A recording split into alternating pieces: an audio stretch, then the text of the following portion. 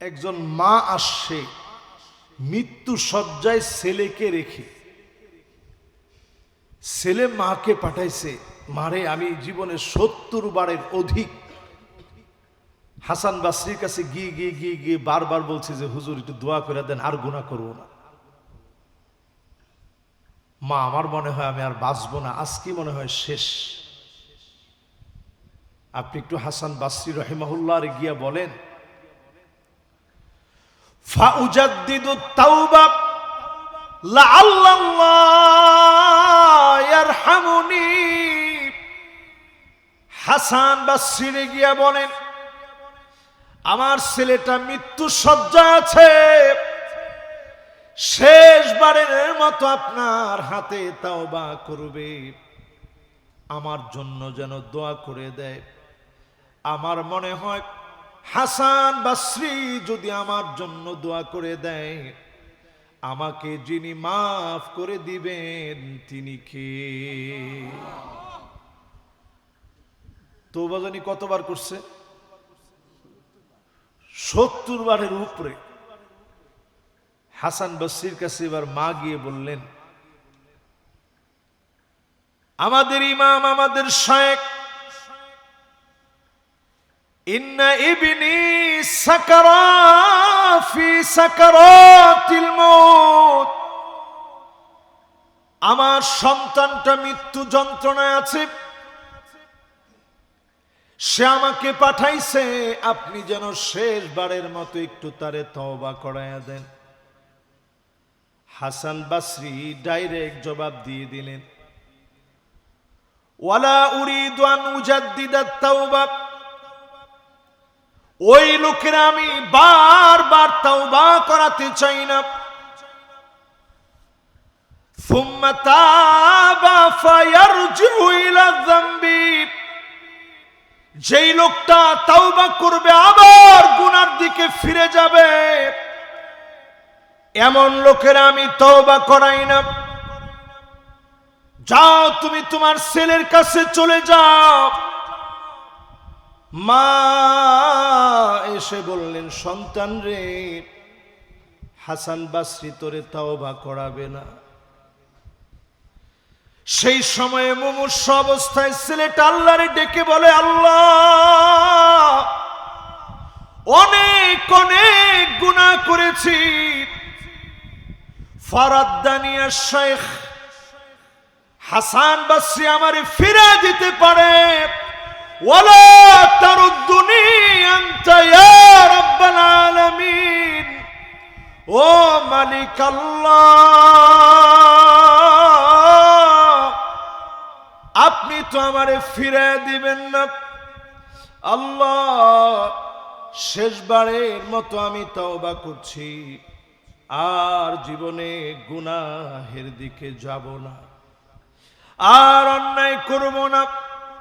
তৎক্ষণাৎ কালেমা পড়ল, যুবকটার মৃত্যু হয়ে গেল। মৃত্যু হওয়ার আগে মাকে বলে গেছে, মা রে, আমার মতো গুনাহগারের কোনো ছাড় নাই। হাসান বাসরি পর্যন্ত ফিরায় দিয়েছে। তুমি আমার গলার ভিতরে দড়ি লাগায়া আপনার পাটাকে আমার কপালের মধ্যে দিয়ে রাখেন, বাজারের ভিতরে আমার লাশটাকে টেনে টেনে নিয়ে যায়, মানুষ যেন বুঝে আমি কেমন গুনাহগার ছিলাম, আমার মালিকের যেন মায়া লেগে যায়। সন্তানের কথা অনুযায়ী মা যখন দড়ি লাগায়া কপালের মধ্যে পাটা রাখবে, উপর থেকে একটা আওয়াজ মা শুনতে পেয়েছে, ইরফা রিজলাক, পা উঠাও, ফালা তাদা রিজলাকি আলা মাউদি'স সুজুদ, সিজদার জায়গার ভিতরে পা দিও না, কপালটা আল্লাহর কাছে বড় দামি, এই কপালের ভিতরে পা দিও না। কদ গফারতু লাহু ওয়া আদখালাহুল জান্নাহ। আমি তোমার সন্তান রে মাফ করে দিই, আমি আল্লাহর জান্নাতের মেহমান তারে বানায় দিব। একটাবার কল্পনা করেন, 70 বার তাওবা করলো, আবার গুনাহ করলো। ওই রাত্রিতে হাসান বাসরি তিনি স্বপ্ন দেখে, হাসান বাসরি তুমি কেন আমার গোলামকে ফিরায় দিলা, কেন আমার গোলাম রে তুমি লজ্জা দিলা, যদি দ্বিতীয়বার তুমি এমন করো লাউ আযিবান্নাক, অবশ্যই তোমারে আমি শাস্তি দিব। হাসান বাসরির ঘুম ভেঙে গেল। এতবার তওবা করেছে, এতবার গুনাহ করেছে, ইন্তেকালের আগে একবার অনুতপ্ত হয়েছে। যিনি মাফ করে দিয়েছেন তিনি কে? আফদাহুহু ওয়া হুয়া ইউতিউনি, এখন কি আমি আমার গোলামরে লজ্জা দেব? যখন আমার গোলাম আমার দিকে ফিরে আসছে, তার মানে হলো আল্লাহর দিকে যদি ফিরে আসেন, এই মুহূর্তে যিনি কবুল করে নেবেন তিনি কে? একটু মহব্বত নিয়ে ডাক দিয়ে বলেন আল্লাহ, আবার বলেন আল্লাহ। এই আয়াতে কারিমা থেকে 10টা শিক্ষা আপনাদেরকে আমি বলবো ইনশাআল্লাহ। আপনারা শুনতে রাজি আছেন? কষ্ট হয়ে যাবে না আপনাদের? আমি দেখি উঠে কে। মাশাআল্লাহ, সুন্দর একটা মনোযোগ নিয়ে আপনারা শুনতেছেন। 40 বছর গুনাহ করার পরে যদি মূসা আলাইহিস সালামের উম্মত মাপ পায়, আর আমাদের নবীর নামই হচ্ছে নবিয়্যুত তাওবাহ, যে নবী আমার আপনার জন্য আল্লাহর কাছে প্রতিনিয়ত মাফ চায়, জোরে কোন আল্লাহু আকবার। তাহলে আমাদেরকে আল্লাহ মাফ করবে না করবে না? সবাই কয় নাই করবে, জোরে কোন করবে। আনানাস সামা, সুদূর ওই আকাশের মেঘমালা অবধি, এত দূর পর্যন্ত যদি গুনাহ করে ফেলেন, এরপরেও যদি মালিকের কাছে মাফ চেয়ে নেন, খাঁটি মনে মাফ চাইলে যিনি মাফ করে দিবেন তিনি কে? এই পৃথিবীর বিখ্যাত একজন আলেম ছিলেন হাসান বাসরি রহিমাহুল্লাহ। উনাকে চিনেন কে কে? একটু হাত তুলেন তো দেখি। না, হাসান বাসরি রহিমাহুল্লাহর নাম শুনছেন এরকম কেউ নাই? কে কে আছেন একটু হাতটা উঠান তো দেখি। মাশাআল্লাহ, আমার মনে হয় মেজরিটি এখানে যারা আছেন হাসান বাসরি রহিমাহুল্লাহর নাম শুনছেন। উনি কি বাংলাদেশের? কোন দেশে? ওই যে নামের মধ্যে আছে বসরা, কোন জায়গায়? তো চিন্তা করেন, এত দূরের মানুষ সবাই চিনে কেন? ওনার আম্মা ছিলেন উম্মে সালামা, আমাদের আম্মা জান, নবীজির স্ত্রীর খাদেমা ছিলেন ওনার আম্মা জান। হাসান বাসরি যেদিন দুনিয়া আসলেন, হযরতে ওমর রাদিয়াল্লাহু তাআলা আনহুর কাছে নিয়ে আসা হলো। ওমর রাদিয়াল্লাহু তাআলা আনহু শাসনামলের কথা নিয়ে এসে বললেন, খলিফাতুল মুসলিমিন, আমিরুল মুমিনিন, আপনি একটু দোয়া করে দেন। হাসান বাসরি রাহিমাহুল্লাহ হযরত ওমর রাদিয়াল্লাহু তাআলা আনহুর কোলে, হযরতে ওমর রাদিয়াল্লাহু তাআলা আনহু আদর করে দোয়া করে দিলেন, আল্লাহুম্মা ফাক্কিহহু ফিদ্দীন ওয়া আল্লিমহু আত-তাওয়ীল ওয়া হাব্বিব ইলাইহিন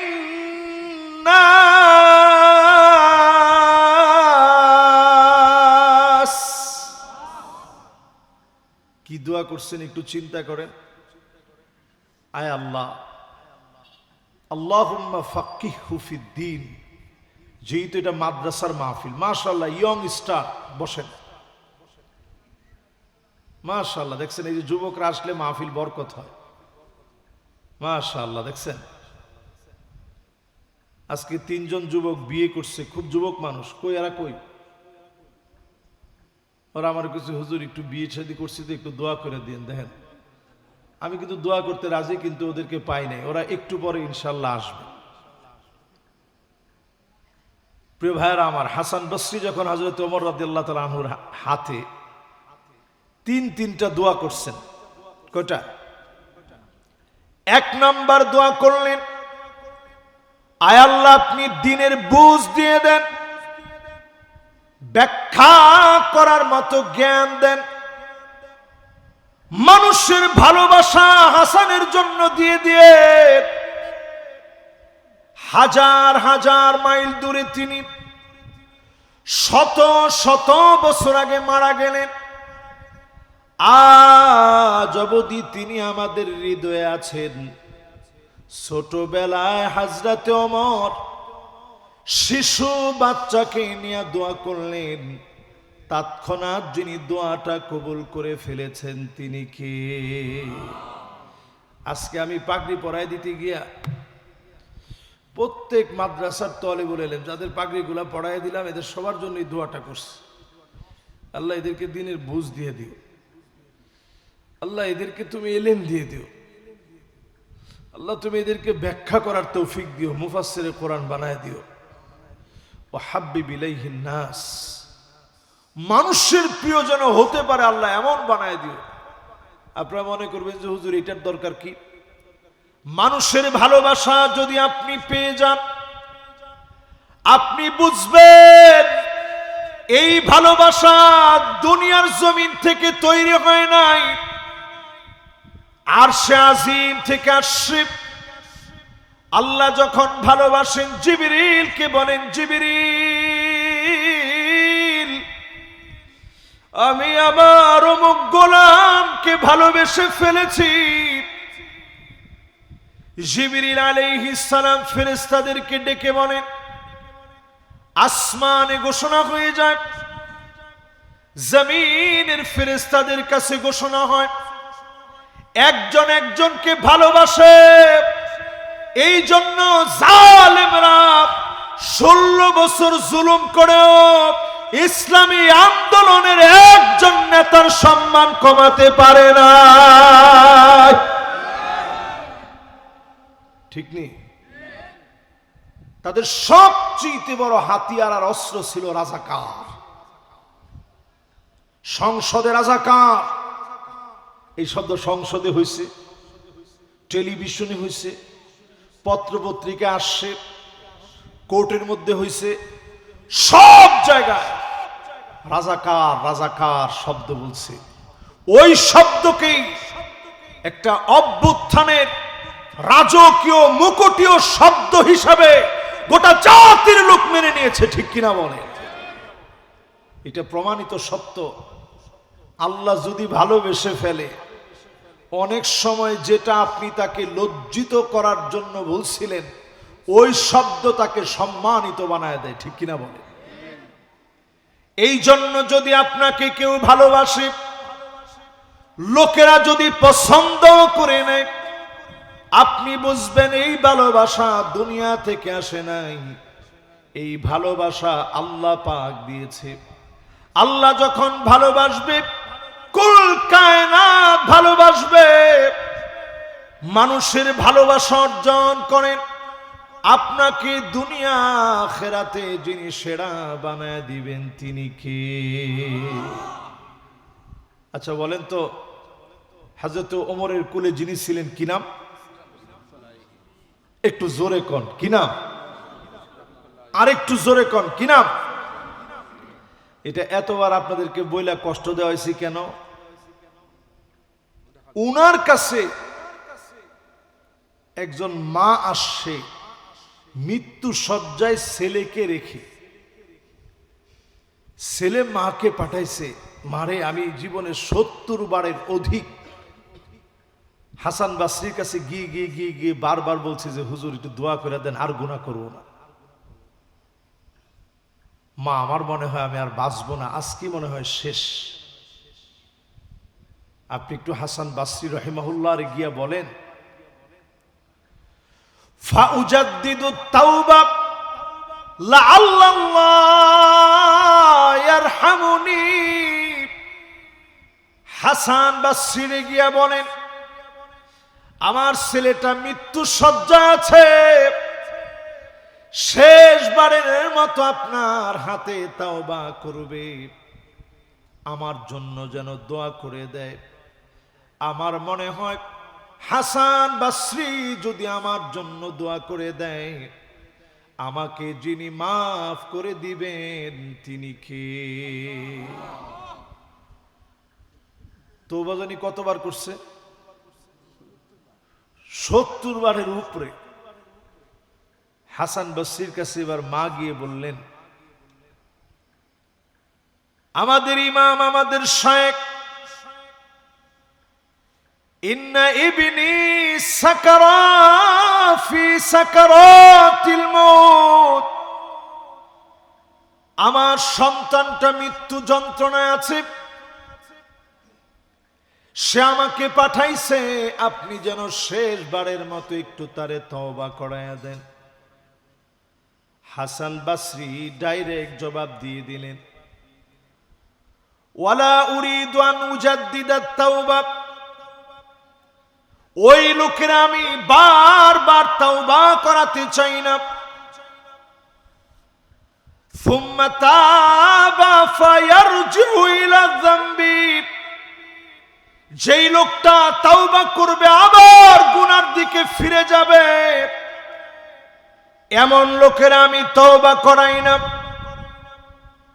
যাও তুমি তোমার ছেলের কাছে চলে যাও। মা এসে বললেন, সন্তান রে, হাসান বাসরি তোরে তওবা করাবে না। সেই সময়ে মুমূর্ষু অবস্থায় ছেলেটা আল্লাহরে ডেকে বলে, আল্লাহ, অনেক অনেক গুনাহ করেছি, ফারাদ্দানি আশ-শাইখ, হাসান বাসরি আমারে ফিরে দিতে পারে, ওয়ালা তারুদ্দুনি আনতা ইয়া রাব্বাল আলামিন, ও মালিক আল্লাহ, আপনি তো আমারে ফিরে দিবেন না। আল্লাহ, শেষবারের মতো আমি তওবা করছি, আর জীবনে গুনাহের দিকে যাব না, আর অন্যায় করব না। তৎক্ষণাৎ কালেমা পড়ল, যুবকটার মৃত্যু হয়ে গেল। মৃত্যু হওয়ার আগে মাকে বলে গেছে, মা রে, আমার মতো গুনাহগারের কোনো ছাড় নাই। হাসান বাসরি পর্যন্ত ফিরায় দিয়েছে। তুমি আমার গলার ভিতরে দড়ি লাগায়া আপনার পাটাকে আমার কপালের মধ্যে দিয়ে রাখেন, বাজারের ভিতরে আমার লাশটাকে টেনে টেনে নিয়ে যায়, মানুষ যেন বুঝে আমি কেমন গুনাহগার ছিলাম, আমার মালিকের যেন মায়া লেগে যায়।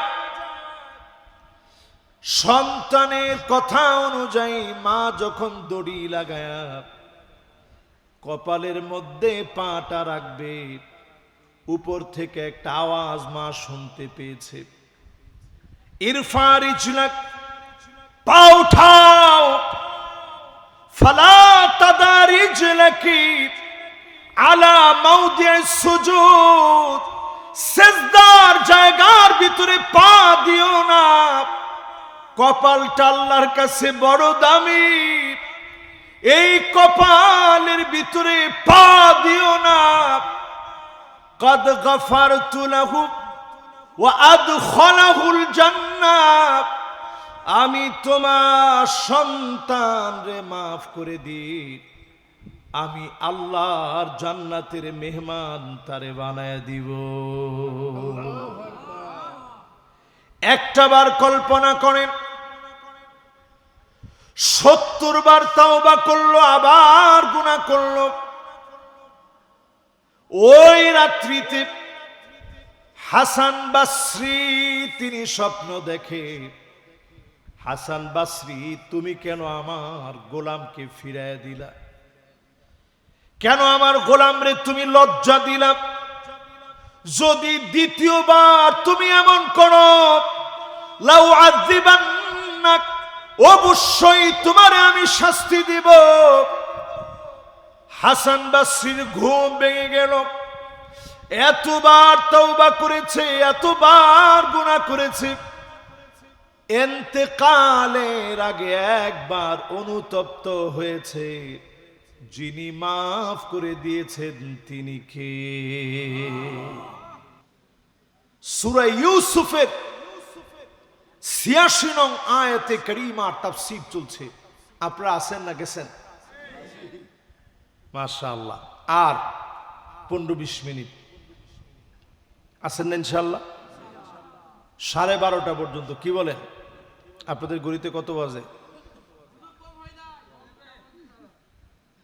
এই দুইজন মুরব্বী বসেন। মুরব্বী মাশাআল্লাহ, এই দুইজনের একজন বসলেও দোয়া করবো দেখি। মাশাআল্লাহ, দেখছেন নিয়ত জানিছে তাই। হুজুর এখন কাজ কামের সময় ওয়াজ এখন বেশি শুনতে পারবো না। আসলে আপনারা অনেক কষ্ট করে সেখানে বসছেন। এই যে আল্লাহর জন্য এখানে বসছেন, অবশ্যই যিনি মাফ করে দিবেন তিনি কি? যেই আয়াতে কারিমা তেলাওয়াত করতেছিলাম, ক্বালা ইন্নামা আশকু বাথি ওয়া হুজনি ইলাল্লাহ।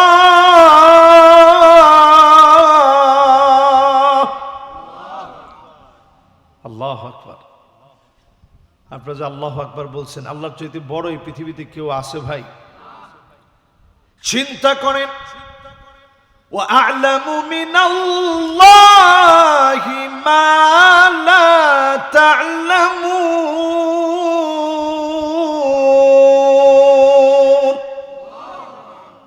ইয়াকুব আলাইহিস সালাম বলেন, আমি আল্লাহ সম্পর্কে যা জানি তোমরা তা জানো না।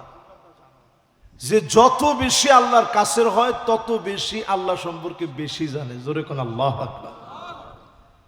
অনেকে দেখবেন সিজদার ভিতরে চলে যায়, রাতের অন্ধকারে সিজদায় চলে যায়, গিয়ে আল্লাহর কাছে ফুপায়া ফুপায়া কান্দে। এই 1 নম্বর শিক্ষা শুরু হয়েছে। এরকম 10টা শিক্ষা শেষ হবে, তারপরে তো ছুটি ইনশাআল্লাহ। 1 নম্বর শিক্ষা হচ্ছে, যে যত বেশি আল্লাহর সঙ্গে সম্পর্ক করে তত বেশি আল্লাহর চিনে। নবীজি আমার সিজদায় চলে যেতেন, আম্মা জান আয়েশা বলেন এত পরিমাণ নবীজি কাঁদতেন। আজিজুন কাজিজিল মিরজাল, ফুটন্ত পানিগুলা টকবক করে ফুটলে যেমন আওয়াজ হয়, নবীজির ভিতর থেকে টকবক টকবক করে আওয়াজ হতো। আম্মা জান আয়েশা বলেন, ছোট্ট ঘরের ভিতরে আমি আয়েশার ঘুমটা ভেঙে যেত। আমি মনে করতাম এত ফুপায়া ফুপায়া নবীজি কেন কান্দে, কি কষ্ট আমার নবীর মনে। আম্মা জান বলেন, আমি আমার কানটাকে নবীজির জবানের সামনে নিতাম, আমি শুনতাম অন্য কোন কিছু বলে নবীজি কান্দে না। নবীজি সিজদার ভিতরে কান্দে আর বারবার বলে, আল্লাহুম্মা উম্মতি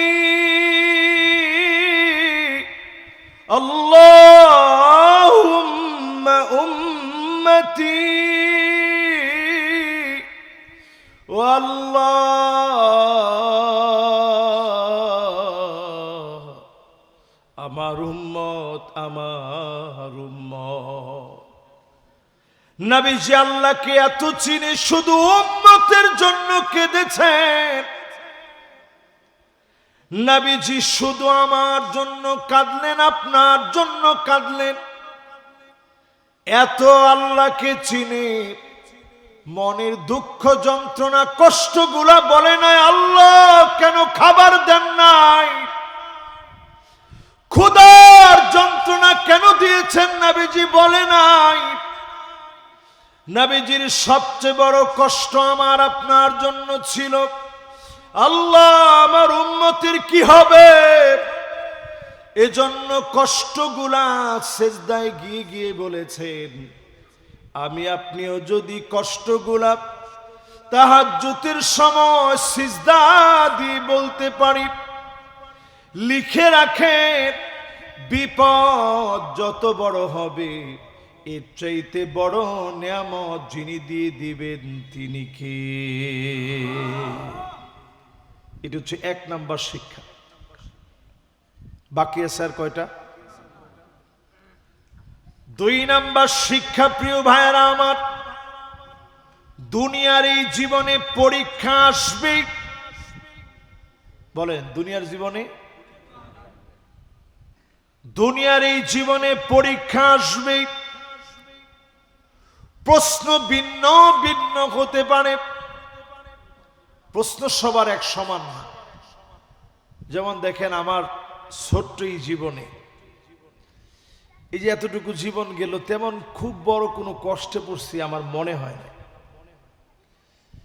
এই কয়টা দিন কয়টা মাস আমার মেয়েটারে নিয়ে যখন পেরেশানি করি, আমার এটা মনে হয় যে আহারে পরীক্ষা তো সবারই আসবে, হয়তো প্রশ্নটা একটু ভিন্ন। একজন অনেক কষ্ট করে ব্যবসা বাণিজ্য দিচ্ছেন, হঠাৎ একদিন আগুন লেগে গেছে, একটা পরীক্ষায় পড়ে গেছেন। একজন হয়তো এখানে বসা আছেন, তার বাচ্চা কাচ্চা হয় নাই, আছেন এরকম? আরে কথা কয় না, আছেন এমন? কেউ হয়তো এমন আছেন